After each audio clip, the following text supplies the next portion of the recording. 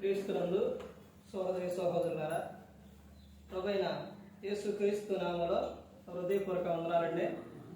ముందుగా ఇంత మంచి సమయాన్ని ఇచ్చిన తండ్రైన దేవునికి ప్రభువైన క్రీస్తు ద్వారా కృతజ్ఞతాస్తుతులు చెల్లిస్తున్నానండి. అందరూ బాగున్నారండి? వాక్యం చదువుకొని ప్రార్థన చేసుకున్న తర్వాత పాఠంలోకి వెళ్దామండి. లూకా గారు రాసిన సువార్త 22వ అధ్యాయం, లూకా గారు రాసిన సువార్త 22వ అధ్యాయం 46వ వచనం. 46వ వచనం. 45 నుంచి వస్తే, ఆయన ప్రార్థన చాలించి లేచి తన శిష్యుల యొద్దకు వచ్చి, వారు దుఃఖము చేత నిద్రించుట చూచి, మీరెందుకు నిద్రించుచున్నారు? శోధనలో ప్రవేశించుకున్నట్లు లేచి ప్రార్థన చేయడని వారితో చెప్పాను. ప్రార్థన చేస్తున్నాను. పరలోకమందున్న మా పరిశుద్ధ ప్రేమ గల తండ్రి, గొప్ప తండ్రి, యెహోవా తండ్రి, అయా మీ ప్రియకుమారుడు యేసుక్రీస్తు ప్రభువారి ద్వారా కృతజ్ఞతాస్తుతులు చెల్లిస్తున్నాం నాయన. ఆరాధన క్రమంతట్లో మీరు నడిపించండి ఆయన. వాక్యం బోధించండిగా వినువారు తండ్రి మనుషులను తిని వాక్యానుసారంగా నడిచే భాగ్యం దయచేయండి ఆయన. వాక్యం బోధించుండగా ఈ లోక సంబంధమైన జ్ఞానంతో కాకుండా మీ జ్ఞానంతో మాట్లాడే భాగ్యం దయచేస్తారని మా ప్రభువైన యేసుక్రీస్తు నామమున వేడుకుంటున్నాం తండ్రి.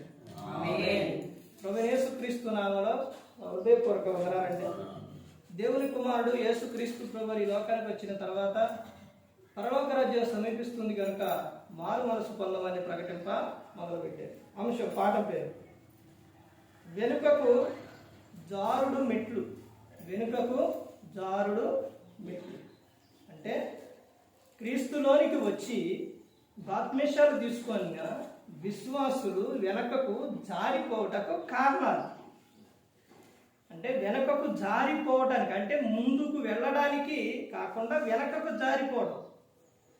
దేవునిలోనికి క్రీస్తులోనికి వచ్చినప్పుడు బాప్తిస్మం తీసుకున్న తర్వాత ఎలా ఉంటారంటే మంచి రోషంగా ఉంటారు. అదే నూతన జన్మ. వివాహం అయినప్పుడు కూడా అలాగే ఉంటారు. భార్యాభర్త ఎలా ఉంటారు? చెంగు కొంచెం దేనికైనా పట్టినా దేనికైనా తగిలినా అరే తీస్తా అంటారు. ఆ తర్వాత కాలం ముందుకెళ్తున్న సందర్భంలో చెంగు పట్టడం కాదు కదా, కింద పడ్డాయలే నడవడం చేత కాదనే అంటారు. అర్థమైందండి? అలాంటి సందర్భం భార్యాభర్త మధ్య సందర్భం. తర్వాత సంఘంలోకి వచ్చేసరికి క్రీస్తు బాప్తిస్మం తీసుకున్నప్పుడు ఎంత రోషంగా ఉంటారంటే ఆరాధన మానేయడం. కాలం ముందుకు వెళుతున్న సందర్భంలో ఏం చేస్తుంటారంటే వెనకకు జారి పోతూ ఉంటారు. దానికి కారణాలు ఏంటి? ఎందుకు వెనకకు జారిపోతున్నారు? ఈ రోజున ఎంతో మంది సంఘం, సుమారు 100 మంది ఉన్న సంఘంలోని 30 మంది కూడా కనపడట్ల. అంత సంఘం 70 మంది సుమారు ఏమైపోతున్నారు? ఎందుకు వెనుకకు జారిపోతున్నారు? దానికి కారణం ఏంటి? కారణం ఏంటి అని అంటే మనం ఉన్న ప్లేస్, మనం ఉన్న విధానం, మనం ఎక్కడున్నామనంటే యుద్ధంలో ఉన్నాం. అర్థమైందండి? మనకు ఒక శత్రువు ఉండవు, అపవాది. నువ్వేదో క్రీస్తులోనికి వచ్చేసి నేను హ్యాపీగా సంతోషంగా జీవించేస్తా అనుకునే విధానం లేదు. అర్థమైందండి?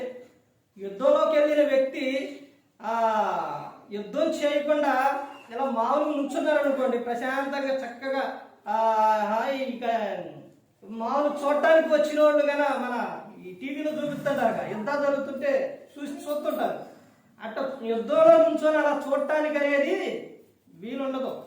ఆడికి వెళ్ళిన తర్వాత ఏం చేయాలి? యుద్ధం చేయాలి.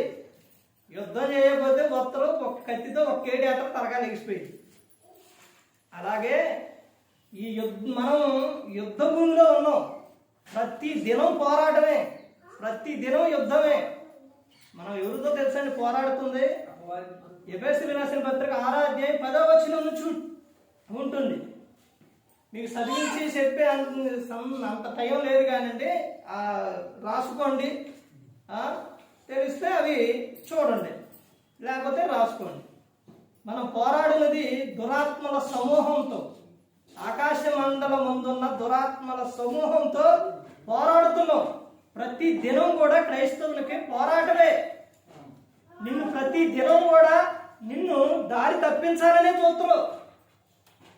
ఎలా తప్పిస్తారో తెలుసండి, అది ఎలా వస్తుందో తెలుసు అపవాది. ఎప్పుడైనా చూసారు అపవాదిని? పోనీ ఎక్కడుండో తెలుసా అపవాది? సమాధంలో ఉండడం. చనిపోయిన వారు దెయ్యాలు అంటారు. చనిపోయిన వారు దెయ్యాలు కాదు, ఎప్పుడు వాళ్ళు అనబాకండి. అర్థమైందండి? మా ఇంటికి వచ్చింది, నా దగ్గరకు వచ్చింది, నా పేగ పట్టుకుంది, నన్ను రమ్మంది, నాకు అక్కడ కనబడదు, ఎక్కడ కనబడదు, గాలి అయింది, దెయ్యం అయింది, భూతం అయింది అని మీద వాళ్ళ మీద నిందనే పెట్టమాకండి. అర్థమైందండి? వాళ్ళట్ట వీళ్ళట్టని. వాళ్ళు కాదు, చనిపోయిన వారు దెయ్యాలు కాదు. ప్రసంగి 12వ అధ్యాయం 7వ వచనంలో ఉంటుంది. మన్నైనది మరణం మట్టికి చేరుతుంది, ఆత్మ దాన్ని దయచేసిన దేవుని వద్దకు వెళ్ళిపోతుంది. ఇంకేమైనా ఉండే భూమి మీద? ప్రసంగి 9వ అధ్యాయం చదవండి. అక్కడ కింద వచ్చినకు వచ్చేస్తే భూమి మీద సూర్యుని కింద ఆత్మకు ఏ హక్కు, చనిపోయిన వారికి పాలు లేవు, మొంతు లేదు, ఏది లేదు, పగ లేదు, ద్వేషం లేదు, ప్రేమ లేదు, ఏదీ లేదు. ఇంకొచ్చి నీ పేగ ఎట్టబట్టుకొని ఎన్ని చేస్తుంది ఎవరంటే అపవాది. అపవాది, నువ్వు దేవుని బిడ్డవే, దేవుని కుమార్తె, దేవుని కుమారుడు కాబట్టి అపవాదికి నచ్చట్ల. ఎందుకనంటే అపవాది పిల్లలు అపవాదికి నచ్చుతారు, దేవుని పిల్లలు అపవాదికి నచ్చుతారా? నచ్చరు. నువ్వు ఈ రోజున ప్రార్థన చేస్తే వెళ్ళిపోతావు, అపవాది పారిపోతావు. మరలా నువ్వు నేను ప్రార్థన చేసింది కదా ఇక నాడులే అనుకోవడానికి వీల్లేదు. నువ్వు వాళ్ళని తిట్టినా, ఊసినా, ఏది చేసినా, ఎన్ని అన్నా మరలా ఏం చేస్తారు? పొద్దున్నే వస్తారు. పొద్దున్నే నువ్వు లెక్కటం, నువ్వు ప్రార్థన చేయడం లేట్ అయిద్దేమో కానీ వాడు లేట్ చేయడం, వాడి దోతలో వాడికి కాలం సమయం కొంచెమే కాబట్టి వాడు ఎవరిని మింగుదరని గర్జించు సింహం వలె ముమ్మరగా తిరుగుతాడు. మనం క్రైస్తవులు అయినందుకు క్రైస్తవులు అన్నింటిలో లేట్ చేస్తారులే కానీ వాడు మాత్రం లేట్ చేయడు. వాడి దోతలో ప్రతి దినం నీ చుట్టూ తిరుగుతూనే ఉంటారు. దేవుడు ఉంటాడో దెయ్యం ఉండిద్ది. దెయ్యం అనగా మళ్ళీ దెయ్యం అంటే మళ్ళీ వేరే అర్థానికి వెళ్ళిపోతారు. అర్థమైందండి? కొన్ని సందర్భాలను బట్టి దేవుడు, యేసుక్రీస్తు ప్రభువారు తన్నెల దేవుడు బైబిల్ గ్రంథంలో పేరును సందర్భాలను బట్టి రాపించారు. వాడే విధానం బట్టి, పలికే మాటను బట్టి రాపించారు. అపవిత్ర ఆత్మ, దురాత్మ, దెయ్యం, అపవాది, సాతాను, ఈ సందర్భాలు రాపించారు. అర్థమైందండి? వాడు ప్రతి దినం నిన్ను లోకంలో తీసుకెళ్ళిపోవాలి, లోకాశకి తీసుకువెళ్ళిపోవాలి, నిన్ను పడేయాలి, నిన్ను వేరే విధంగా నరకానికి తీసుకుపోవాలి, నువ్వు క్రీస్తులో ఉండకూడదని వాడిని నేను ప్రతి దినం నేను దారి తప్పిస్తూ ఉంటాను. అలాంటి సందర్భాల్లో నువ్వు వెనుక జారిపోకుండా ఉండాలి అని అంటే ఏం చేయాలి? అసలు జారిపోవడానికి కారణాలు ఏంటో 7 కారణాలు త్వరగా చూసి ముగించి వేసుకుందాం. 7 కారణాలు. మొట్టమొదటిగా చూడండి. మొట్టమొదటిగా లూకా గారు రాసిన సువార్త 22వ అధ్యాయం 45వ వచనం నుంచి, ఆయన ప్రార్థన సాధించి లేచి తన శిష్యుల యొద్దకు వచ్చి వారు దుఃఖము చేత నిద్రించుట చూచి మీరెందుకు నిద్రించుతున్నారు, శోధనలో ప్రవేశించుకున్నట్లు లేచి ప్రార్థన చేయడని వారితో చెప్పెను. మొట్టమొదటిగా ఏమిటి అంటే సరిగా ప్రార్థన చేయకపోవటం. మనం వెనుకకు ఎందుకు జారిపోతున్నావు అని అంటే సరిగ్గా నువ్వు ప్రార్థన చేయకపోవటం వల్ల. అంటే వీళ్ళు ప్రార్థన చేయరా? శిష్యులు ప్రార్థన చేస్తారు కానీ సరిగ్గా వాడు ప్రార్థన చేయవన్న సందర్భంలో వాడు సరిగ్గా ప్రార్థన చేయట్లా. ఏం చేస్తున్నారు వీళ్ళు? నిద్రపోతున్నారు. నిద్రపోతుంటే ఇంకా నువ్వు ఎంత నువ్వు క్రైస్తవులు తెలుసు, ఓ పాట ఉంది, మానవ అన్నీ తెలుసు నీకు. నేను వచ్చినప్పుడు విన్నానండి ఫోన్లో, మానవ ఇక నువ్వు మానవ పాపం నీకు తెలియదా? అన్నీ ప్రతి ఒక్కటి నీకు తెలుసు, ఏది తప్పో ఏది చేయకూడదు ఏది అన్ని మొత్తం తెలుసు, నీకు తెలిసే చేస్తారు. అర్థమైందండి? క్రైస్తవులకు తెలుసు కానీ ఏమైద్దిలే. కానీ ఈ రోజున రక్షకుడిగా ఉన్నాయనే శిక్షకుడిగా వస్తారు, శిక్షిస్తారు. అర్థమైందండి? మీరు శోధనలో ప్రవేశించుకున్నట్టు మెరుగు కలిగి ప్రార్థన చేయాలి అని చెప్తున్నారు. ప్రార్థన చేయాలి అని అంటే ప్రార్థనకు కొన్ని సందర్భాలు ఉన్నాయి. రేయి మొదటి జామున లేచి ప్రార్థన చేయాలి. రేయి మొదటి జామున కాదు కదా, పొద్దు అంత వచ్చిందాక కూడా లేవు. మరలా ఏంటంటే 6 అయినా కానీ మనం లేకం. అర్థమవుతుందండి? అసలు ఆ సమయానికి లెగితే మీకు ఒక విషయం చెప్పాలంటే, ఎనకడ కాలానికి వెళితే ఆ ఎనకడ కాలంలో నుంచి చూస్తే దరిద్రం పట్టుకునిద్ది. అర్థమైందండి? ఆ రోజున వాడు పెద్దలు పెట్టిన పెద్దలకి మంచి పెద్దలు ప్రతి ఒక్కటి పెద్దలు ఎక్కువగా పెట్టినవి ఉన్నాయి, చాలా ఉన్నాయి. ఎందుకనంటే వాడు మన భవిష్యత్తు కోసం బాగుండాలని పెట్టారు. పెద్దలు పెట్టిన విషయాలు కొన్ని చెప్పండి. పెద్దలు చెప్పిన విషయాలు, పెద్దోళ్ళ దగ్గర వృద్ధుల దగ్గర మంచి మంచి జ్ఞానం, మంచి మంచి ఆలోచనలు ఉంటాయి, అనుభవం ఉంటుంది. అందుకని తీతు రాసిన పత్రిక 2వ అధ్యాయం చెబుతారు వృద్ధ స్త్రీల గురించి. కొండిగత్తెలుగా ఉండొద్దు, మద్యపానం కొట్టొద్దు, తాగొద్దు, కొండిగత్తెలుగా ఉండొద్దు, ఈ దరిద్రపు అలవాట్లు కూడా ఉంటాయి. కానీ వాళ్ళ దగ్గర ఉండే అవి కాకుండా మంచి మంచి విషయాలు ఉంటాయి. వృద్ధులు పెద్దలు వాడు పెట్టిన విషయాలు ఏంటో తెలుసండి? పొద్దున్నే లేచి ఇదివరకు సూర్య నమస్కారం చేయమన్నాడు. ఒక విధంగా చెప్పాలంటే ఎందుకు చేయమన్నాడు తెలుసా?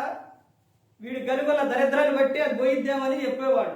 ఎందుకంటే ఆ దరిద్రం ఏంటంటే, పొద్దున్నే లేచి నాయన సూర్యుడికి నమస్కారం చేస్తే వేడి సూర్యుడి రశ్మి వీడి మీద పడి ఏమైందంటే అందులో ఉన్న విటమిన్స్ అనేది వస్తాయి. అందుకు చెప్పేవారు సూర్యుడు దేవుడు గొప్పవాడు అయ్యని కాదు. అర్థమైందండి? తర్వాత ఆషాఢం పెడతారు. ఎందుకు పెడతారు?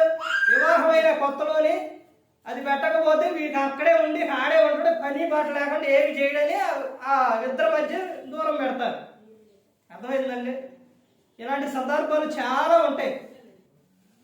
రేయి మొదటి జామున లేచి అసలు ఇది వరకు ఉన్న వాళ్ళు అయితే వాళ్ళు గొల్లల్లో వాళ్ళు చూశారు. యేసుక్రీస్తు ప్రభువు పుట్టినప్పుడు దోత ఎప్పుడు వెళ్ళింది వాళ్ళకి చెప్పడానికి? పొద్దు పొడిచిన తర్వాత సూర్యుడు వచ్చిన తర్వాత అప్పుడు లెగుతారులే, అప్పుడు వెళ్ళి చెబుతాం వీళ్ళు ఇప్పుడు లెగుతారు అన్నది ఉందా దోత? వాళ్ళు ఎప్పుడు వెళ్ళింది? దోత ఎప్పుడు వెళ్ళింది?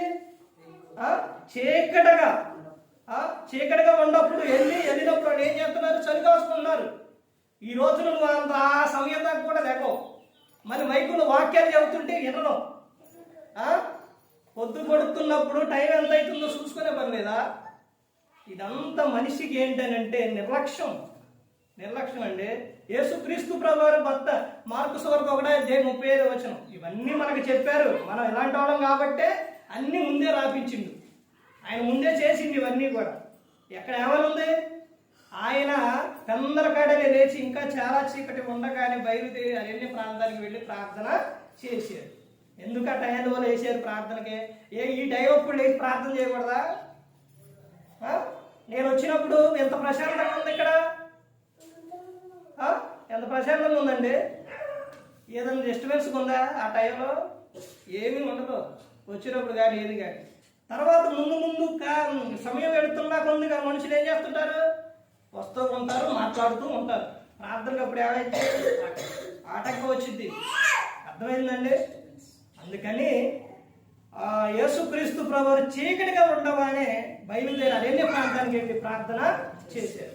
ఈ రోజు నువ్వు వెనక్కి జారిపోవడానికి కారణం ఏంటంటే నీలో సరిగ్గా ప్రార్థన లేకపోవడం. ప్రార్థన చేస్తారు, క్రైస్తవులు చేస్తారు, కానీ సరైన విధానంలో ప్రార్థన చేయవలసిన సమయం సరిగ్గా నువ్వు ప్రార్థన చేయకపోవడం వల్లనే ఏమైపోతుంది? అపవాది నీ పేక పట్టుకుంటాడు, నిన్ను వెనక్కి ఏం చేస్తాడో పట్టుకొని లాగుతుండు, ముందుకు వెళ్ళలేట్లా. తర్వాత ఇంకా ముందుకెళ్తే చూడండి, ఇంకా ఏమని చెప్తున్నారు?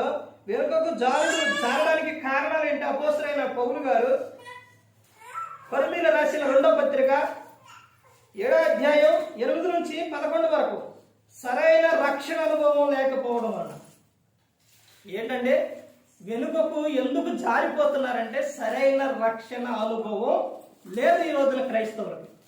నమ్మే బాప్తిస్మాలు తీసుకున్నారా?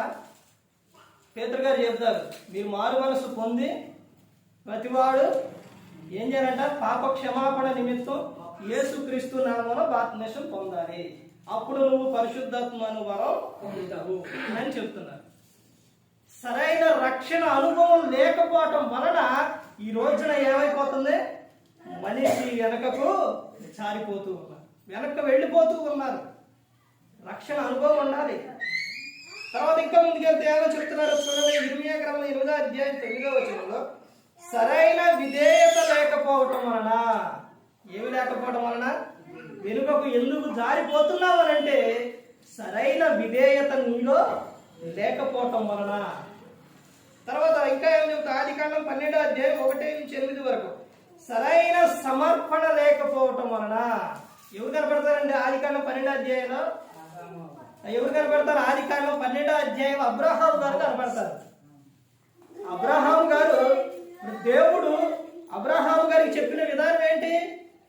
చెప్పిన విధానం ఏంటంటే నువ్వు వెళ్ళు, నేను చూపించిన ప్రాంతానికి వెళ్ళు అబ్రహాము అని అంటే అన్ని వదిలిపెట్టి అబ్రహాం గారు ఏం చేశారు?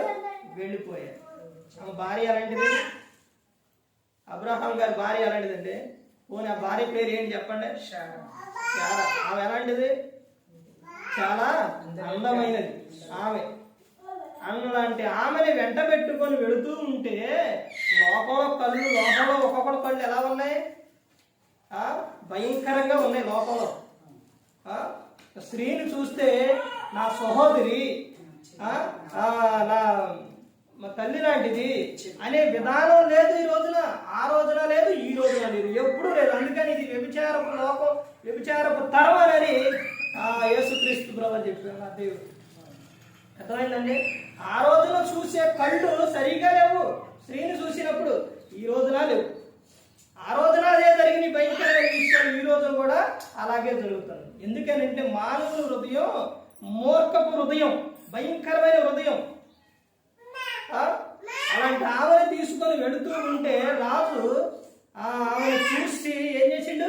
ఆమెను తీసుకెళ్ళిపోయిన తర్వాత అభిమేలెకు ఆ రేతి దేవుడు రావటం, నువ్వు ఆమెను ముట్టావో నువ్వు అయిపోతావని చెప్పాడు, చచ్చిపోతావని చెప్పాడు. మరలా ఆమెనే ముట్టలేదు, తీసుకొచ్చి ఒప్పు చెప్పాడు. ఇప్పుడు ఆమె ఏ సందర్భంలోనైనా కానీ ఆమె ఎదురు చెప్పిందా అబ్రహాం గారికి? ఎట్ట చెప్పమంటే అటు చెప్పింది, ఎక్కడ రమ్మంటే అక్కడికి వచ్చింది ఆమె.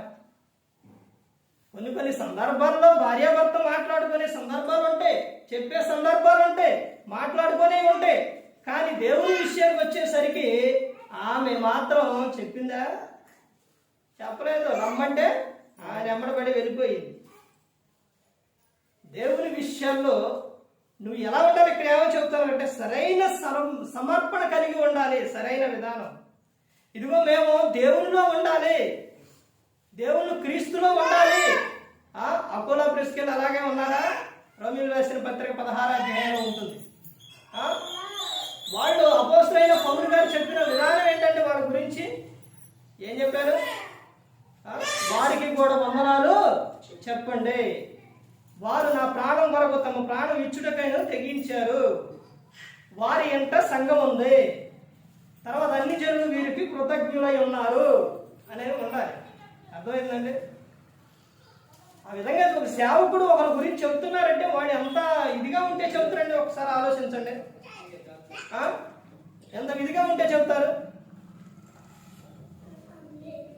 నైటు సాయంత్రం స్త్రీ ఎలా ఉండాలంటే నేను గొప్ప చెప్పుకోవట్లేదు కానీ ఎక్కువగా నేను ఈ విధంగా ఉన్నాను అంటే నాకు దేవుడు సాటైన సహాయంగా ఇచ్చిన భార్య.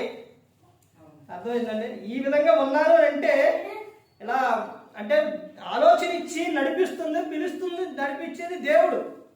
కానీ మనకు ఆలోచన అంటే ఈమె ద్వారా ఆమె చెప్పి నీ విధంగా ఉండాలి అనేది నేర్పి ఆ విధంగా తీసుకొచ్చిన చెప్పిన భార్య. స్త్రీ ఎప్పుడు కూడా పురుషుడు అనుకుంటాడు, ఆమె మాట వినేది ఏంటిలే అనుకుంటాడు. స్త్రీ ఎప్పుడు మంచి మాటే చెప్పింది, నేను బాగు చేసే మాటే చెప్పింది, చెడిపోవని చెప్పదు స్త్రీ ఎప్పుడు కూడా. అర్థమైందండి? కుటుంబాన్ని కట్టుకోవాలి, నా భర్త బాగుండాలి, నా పిల్లలు బాగుండాలనే స్త్రీ కోరుకునిద్ది. ఆమె మాట వింటే వారి జీవితం బాగుంటుంది. ఈ రోజున స్త్రీ చెప్పే మాట పురుషుడు వినట్లేదు కాబట్టి ఈ ఏమైపోతున్నాయి అంటే ఆ కుటుంబాలు సంతోషం లేదు, ఆనందం లేదు. నీ భవిష్యత్తు కోసమే చెప్పింది, నువ్వు బాగుండాలనే స్త్రీ చెప్పింది. కుటుంబం బాగుండాలనే కోరుకునింది. అర్థమైందండి? నువ్వు పనికి పోకుండా సోమరుడుగా ఉండమనుకోండి, స్త్రీ ఏం చెప్పింది? పోలే ఉండయ్యా వెళ్ళకపోతేలే అనిద్దా? అనదో. ఏమని చెప్పింది? ఏమండి వెళ్ళకపోతే ఎలాగండి, మనం ఎలా బ్రతకాలండి, వెళ్ళండి పనికి వెళ్ళండి, ఏదో ఒకటి చెయ్యండి అని చెప్పింది. ఎందుకు? మనం బాగుండాలని. దేవుల్లో కూడా ఒకనాడు కూడిక సువార్త కూడిక చెప్పే విషయంలో నువ్వు చెప్పొచ్చుగా అని ముందుకు చెప్పింది. నిన్న సాయంత్రం కూడా నేను వెళ్ళలేను, ఈ సరికి నేను చేయలేనమ్మా, ఈ సరిలో వెళ్ళి ఈ సరి అంతా నేను ఎక్కడ ఆ టైంలో వెళ్ళి ఆ టైంలో ఇదంతా కొంచెం ఇబ్బందిగా ఉంది అని అంటే, ఆ పోనీలే వెళ్ళకపోతేలే అని అనలేదు. ఏముందో తెలుసండి ఆమె ఏం చెప్పిందో తెలుసా? నీకు చలి ఒకటి ఇది కాదు నాకు తెలుసు అంటే, భర్తను ఏం చేస్తున్నాడు? ప్రోత్సహించడం. ప్రోత్సహించడం. భర్తను ఏం చేయాలంటే, భర్త తాగొస్తుంది అనుకోండి, లేకపోతే తిడుతున్నా కానీ లేకపోతే ఏదన్నా అంటున్నా కానీ ఏ విషయంలో అయినా కానీ భర్తకు ఎదురు తిరిగి నువ్వంటే భర్త మారడం. అర్థమైందండి? పొరపాటు కూడా మారడం. అబీగయలు నాబాలు వీళ్ళిద్దరి జీవితం తెలుసండి. అబీగయలు ఎలాంటావా? అందమైన ఆమె, సుందరవతి. నాబాలు మోటువాడు, దుర్మార్గుడు. అయినప్పుడు ఈయన మాట్లాడిన మాటకు దావీదు గారు ఇతరులను చంపడానికి వస్తూ ఉంటే, పోనీలే పీడాకారం పోయింది ఈ దెబ్బతో ఒక్క ఎడుతుంది ఏమి అతను అనుకుందామే, అనుకోవాలా. వెళ్ళి దావీదు గారి కాళ్ళ మీద పడి, నా ఏలిన వాడ, నా భర్త దోషం, నా భర్త తప్పు నాదని క్షమించు నాయన. ఈ రోజున చాలా మంది భర్తలు చేసే అప్పులన్నీ చాలా మంది స్త్రీలే కడుతుంటారు. మంచి మనసులు. అలాంటి ఆమె అక్కడి నుంచి తిరిగి వచ్చినప్పుడు అబీగయలు ఇంటికి వచ్చేసరికి బాబు గారు ఏం చేస్తున్నారు? విందు, రాజులు విందు చేసినట్టు పార్టీ చేస్తున్నారు ఫ్రెండ్స్ని పిలిచి. అప్పుడు ఏమనుకుంది? వచ్చి టప్ప టప్ప టప్ప టప్ప తిట్టిందా? తిట్టలేదు. ఈ సమయంలో చెప్పినా అర్థం అవ్వదు అని ఆ నైట్ ఆగి ఉదయాన్నే చెప్పింది. చెప్పడం, తప్పు తెలుసుకోవడం, పట్టడం, దేవుడు మొత్తడం, పోవటం అంతా అయిపోయింది. అర్థమైందండి? అందుకనే పేతురు గారు చెప్తారు కదా, నీ భర్తకు వాక్యం ప్రార్థన తెలియకపోతే నీ పవిత్ర ప్రవర్తన చూసి ఆయన్నే రాపట్టబడవచ్చు అని చెబుతున్నాడు. ఇలాంటి సందర్భాలు ఆ స్త్రీ భర్తను మార్చుకున్న విషయాలు చాలా సందర్భాలు ఉన్నాయి. అలాంటిలో ఇప్పుడు నాది కూడా ఒకటి. అర్థమైందండి? నీకు ఆమె చెప్పిన సమాధానం ఏంటి తెలుసండి? నేను వెళ్ళలేను అని అంటే ఆమె చెప్పిన విధానం ఏంటి తెలుసంటే, నీకు చలి, ఎండ, వాన, గాలి, వాన ఏవి కూడా దేవుని పనిలో అడ్డేవి కాదు. వాటిని నువ్వు లెక్క చేయవు. కానీ నువ్వు వెళ్ళాలి, ఆగకూడదు, వెళ్ళాలి. దేవుడు నువ్వు ప్రార్థన మానేయకూడదు, ప్రార్థనకు వెళ్ళాలి. నువ్వు ఎక్కడికైనా వెళ్తావో అక్కడికి వెళ్ళాలి అని ఆమె చెప్పింది. నువ్వు ఏదన్నా చెప్పు, ఎన్నన్నా చెప్పు, నువ్వు మాత్రం మానేయడానికి వీలు లేదు, వెళ్ళాలి. అర్థమైందండి? వచ్చేటప్పుడు స్త్రీ చెప్పే విషయం ఏంటి? జాగ్రత్తగా వెళ్ళి ఆరాధన అన్ని చూసుకొని మొత్తం చూసుకొని ఇంటికి వెళ్ళేసరికి ఎలా ఉంది, ఎంత సంతోషించిందండి. వెళ్ళకుండా ఉంటే ఎలా ఉంటుంది ఒకసారి ఆలోచించండి. ఇప్పుడు ఇదంతా ఎందుకు చెప్తున్నానంటే, సరైన సమర్పణ ఉండాలి. భార్యాభర్తకు ఇద్దరికి కూడా దేవునిలో ఉండాలి. మేము ప్రార్థన చేసుకోవాలి. నీ భర్తకు ఏదైనా ఆలోచన వచ్చిందంటే నువ్వు ఆ మంచి ఆలోచన చెప్పి నీ భర్తను ముందుకు నడిపించాలి. నీ భార్యకు ఏదో నేను వెళ్ళలేను, చేయలేను, నా వల్ల కాదంటే నీ భార్యకి మంచి విషయం చెప్పి ప్రోత్సహించి నువ్వేం చేయాలి? తీసుకురావాలి. అంతేగాని ఇద్దరు కలిసి మానేయటం, ఇద్దరు కలిసి ఆరుచడం ఇలాంటివి అనేది చేయకూడదు. తర్వాత ఇంకా ఏమో చెప్తారు, ఇంకా ముందుకెళ్తే చూడండి, కీర్తనలో 51:5 స్వనీతి కలిగి ఉండుట, నీతి లేకపోవడం, స్వనీతి కలిగి ఉండటం వలనే ఏమైపోతున్నారండి? వెనుకకు జారిపోతున్నారు.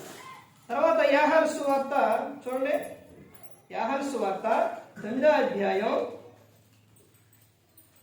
యోహాను సువార్త 9వ అధ్యాయం 18వ వచనం. 9:18 చదువు. వాడు గుడ్డివాడై ఉండి చూపు పొందిరని యూదులు నమ్మక చూపు పొందిన వాని తల్లిదండ్రులను పిలిపించి గుడ్డివాడై పుట్టాడని మీరు చెప్పు, మీ కుమారుడు వీడేనా? అలాగైతే ఇప్పుడు వీడు ఎలాగో చూచుతున్నాడా అని వారని అడిగి, అందుకు వారి తల్లిదండ్రులు వీడు మా కుమారుడనియు వీడు గుడ్డివాడిగా పుట్టిననియు మేమెరుగుదు. ఇప్పుడు వీడు ఎలాగో చూచుచున్నాడో ఎరుగుము. ఎవడు వీని కన్నులు తెరిచిన అదియో మేమెరుగుము. వీడు వయసు వచ్చిన వాడు వీనిని అడుగుడి, సంగతి తానే చెప్పుకొనగలడని వారితో ఆయనది. సంసారమునందు రక్షణ లేని వారుగా ఉండుట అని అంటే దీని అర్థం ఏంటనంటే, వారికి కుమారుడు పుట్టిండు, వీడు మా కుమారుడే. కానీ తర్వాత ఏం జరిగిందనంటే, ఆ గుడ్డువాడిగా ఆయన పుట్టడం వలన వీళ్ళు ఏం చేశారనంటే, ఒక విధానంగా చూస్తే తర్వాత ఆయనకు చూపు వచ్చింది. చూపు వచ్చిన తర్వాత నా కుమారుడే అయ్యా నీకు అప్పుడైనా అడగాలగా, అడగలేదు. తర్వాత ఒక విషయం ఏంటంటే, అక్కడ యూదునికి ఎదురు చెప్పే దేవుడు స్వస్థపరిచిండు, దేవుడు ఇచ్చిండనే విధానం కానీ, యూదులకు ఎదురు చెప్పే విధానం కానీ లేదు. భయపడ్డారు. ఆయనకు చెప్పితే మాత్రం ఊపుడు. ఇతను ఈ గుడ్డివాడు ఏదో కళ్ళు వచ్చిన తర్వాత యూదులకు ధైర్యంగా చెబుతాడు. మొదట్లో 9వ అధ్యాయం మొదట్లో చెబుతారు కదా, శిష్యులు అడుగుతారు, అయ్యా వీడు తప్పు చేసిందా, వీడు కన్నవారు చేశారా, వీడు ఎందుకు గుడ్డివాడిగా పుట్టిందంటే, యేసుక్రీస్తు ప్రభువారు వీడు పాపం చేయాలా, వీడి తల్లిదండ్రులు చేయాలా, ఎవరు చేయాలా, దేవుని మహిమార్థమై వీడు గుడ్డివాడిగా పుట్టిండు. ఇప్పుడు దేవుని మహిమార్థం ఏంటి అక్కడ అనంటే, ఆ యేసుక్రీస్తు ప్రభువారు కళ్ళు ఇవ్వటం, తర్వాత వెళ్ళి యూదులకు ధైర్యంగా యేసుక్రీస్తు ప్రభువారు నా కళ్ళు తెరిచారు, ఆయన స్వస్థపరిచారని చెప్పడానికి. అర్థమైందండి? ధైర్యంగా చెప్పిండు.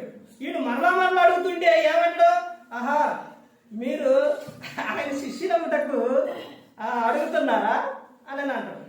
మేము కాదులే కానీ, మేము మోసే శిష్యులం కానీ నువ్వే ఆయన శిష్యుడివి అని చెబుతారు. కానీ తల్లిదండ్రులు వాడినే అడుగుండని అక్కడి నుంచి ఏమైపోయారు, వెళ్ళిపోయారు. అర్థమైందండి? ఆ తర్వాత కుమారుడు ఏమంటాడు ఒకసారి ఆలోచించండి.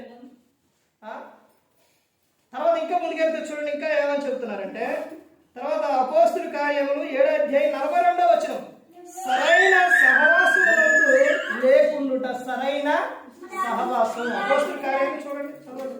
అపోస్తుల కార్యాలు 2వ అధ్యాయం 7వ అధ్యాయం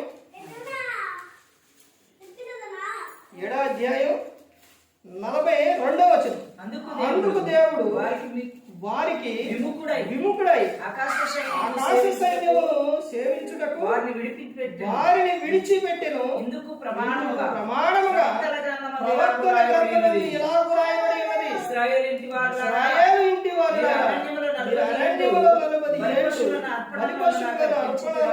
నాకు అర్పించితిరా, మీరు పూజించుట చేసిన మొలోకు గుడారమును రొంపాయను దేవత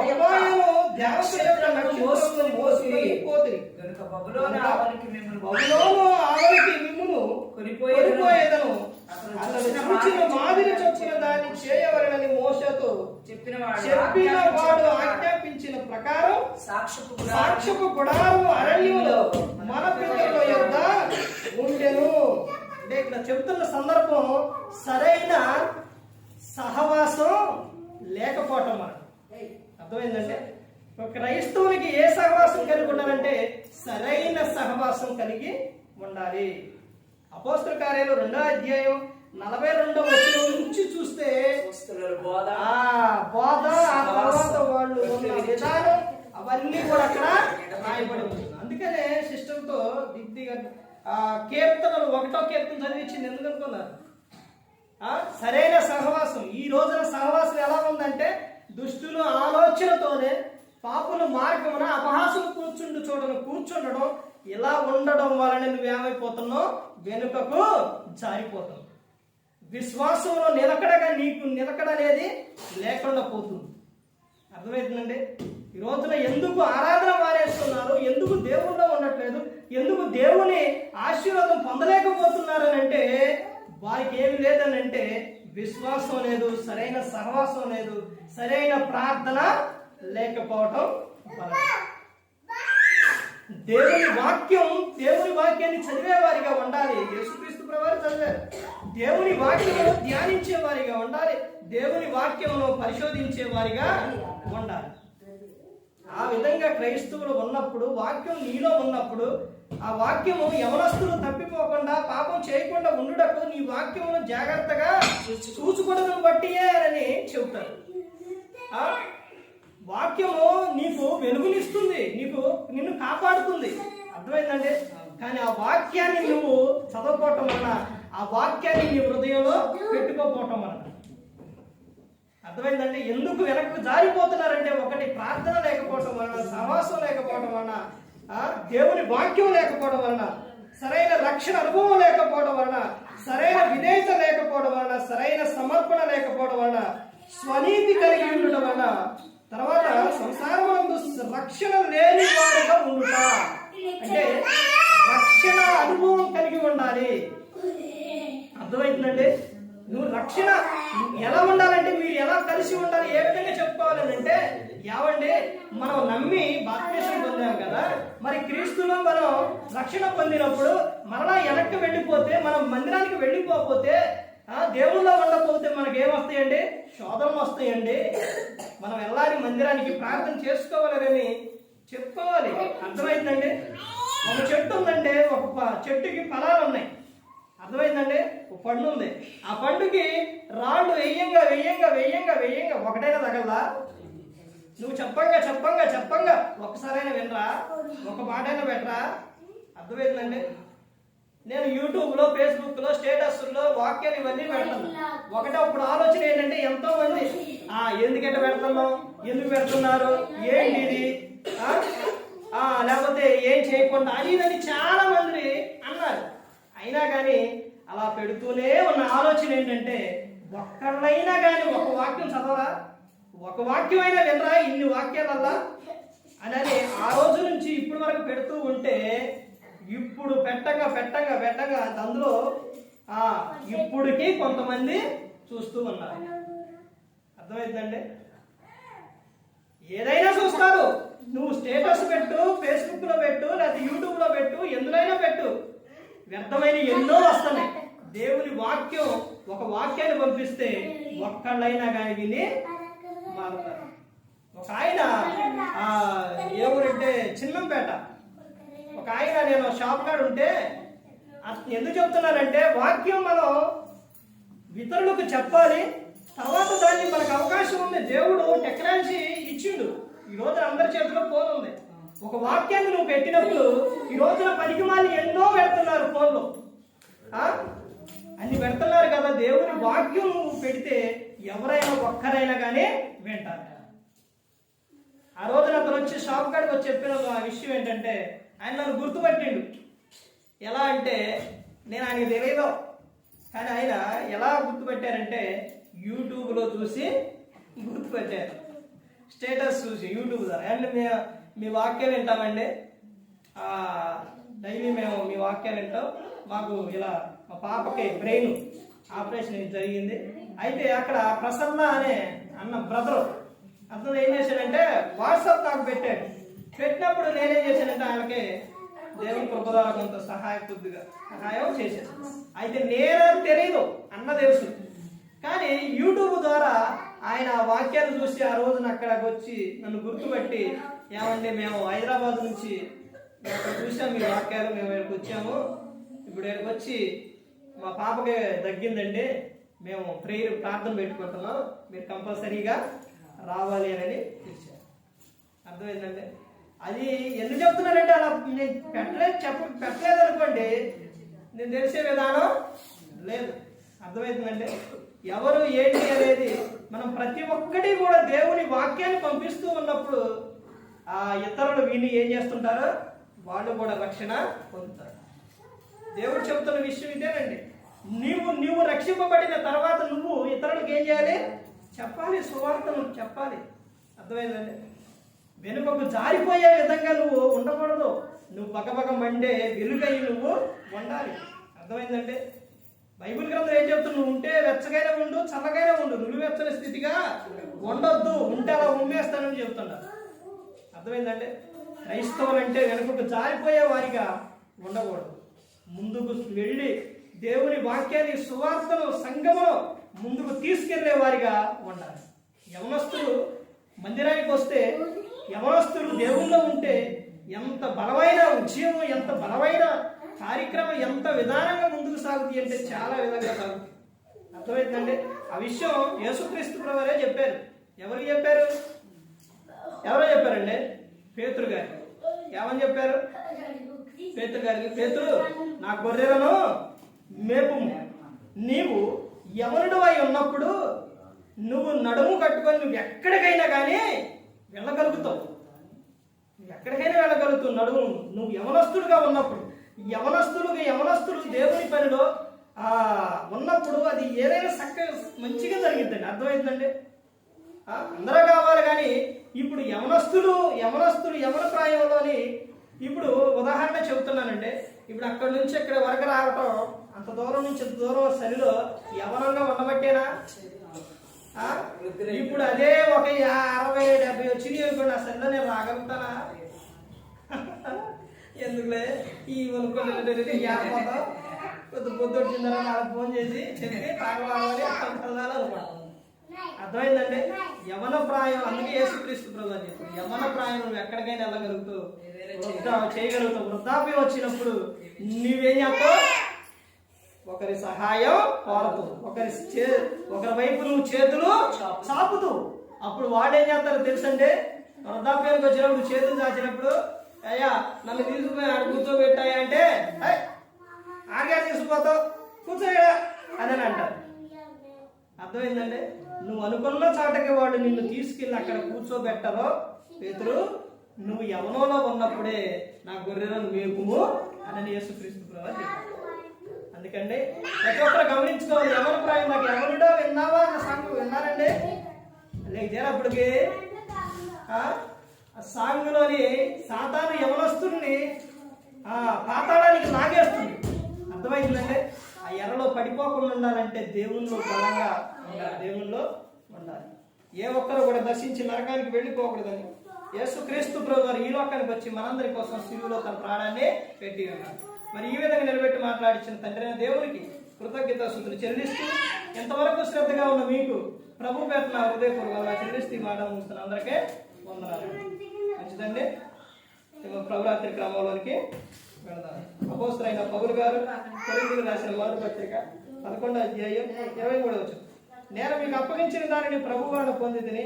ప్రభువైన యేసు తాను అప్పగింపబడిన రాత్రి ఒక రొట్టెని ఎత్తుకుని కృతజ్ఞతాస్తుతులు చెల్లించి దానిని విడిచి, ఇది మీ కొరకైన నా శరీరం, నన్ను జ్ఞాపకం చేసుకున్నట్టుగా దీనిని చేయడని చెప్పాను.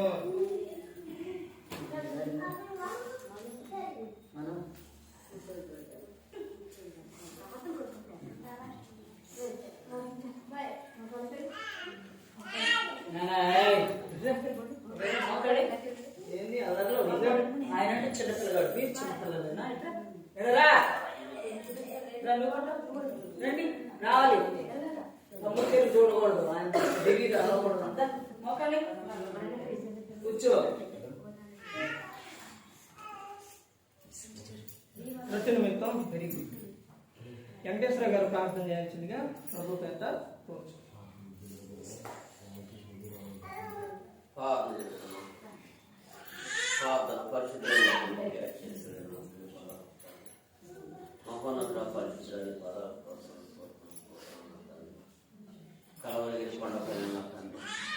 నలగొట్టబడిన మీ శరీరము నాయన రాజు సుమారు రొట్టె తీసుకున్నాం తండ్రి. ఇది రొట్టె అని తలంచుగా నా తండ్రి అయిన శరీరం అని దీన్ని నా తండ్రి ప్రతి బిడ్డ నా తండ్రి అయోగ్యమైన రీతిలో కాక ఈ యొక్క రొట్టెనునైనా తీసుకున్న ప్రతి బిడ్డను మీ కొట్ల బలపరచని మీ మాత్రం నడిపించండి.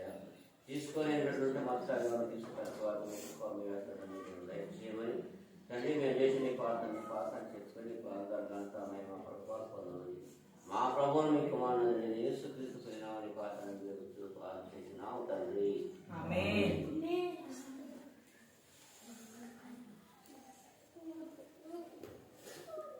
ధైర్యంగా ఉండండి. చదువుకుంటుందా?